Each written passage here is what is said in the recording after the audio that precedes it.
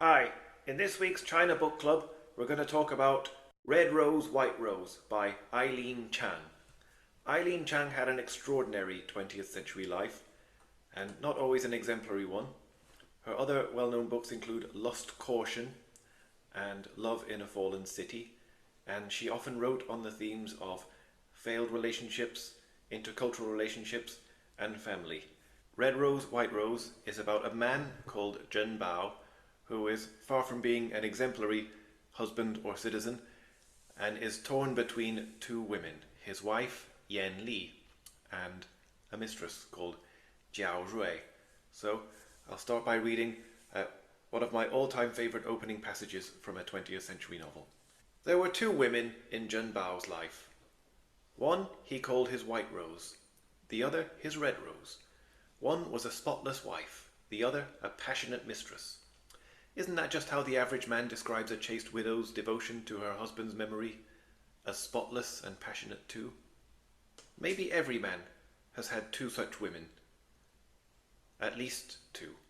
Marry a red rose, and eventually she'll be a mosquito blood streak smeared on the wall, while the white one is moonlight in front of my bed. Marry a white rose, and before long she'll be a grain of sticky rice that's gotten stuck to your clothes. The red one by then is a scarlet beauty mark just over your heart. As a little girl, Zhang Eileen was badly abused by her father. For example, when she was suffering from dysentery, her father kept her locked up for a period of 6 months and didn't allow medical treatment. And this may have fueled her cynicism about relationships and love between the sexes. Morally questionable behavior within marriages and extramarital affairs are an unrunning theme in her work, because she was famously cheated on by her husbands. In one later scene, we have this observation. Zhen Bao started going to prostitutes once every 3 weeks. His life was, in every respect, well regulated.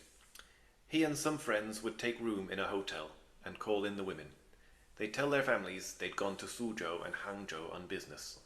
He wasn't particular about faces, but he liked girls who were dark and a little plump. So, not a good guy, but his trajectory in the novel is to gradually become a better person. Similar to Dorothy Parker, who was of a slightly earlier era in the 20th century, Zhang Eileen was very famous as a young author, but pretty much unknown by the end of her life, and when she died in 1995, her body lay undiscovered for a good few days.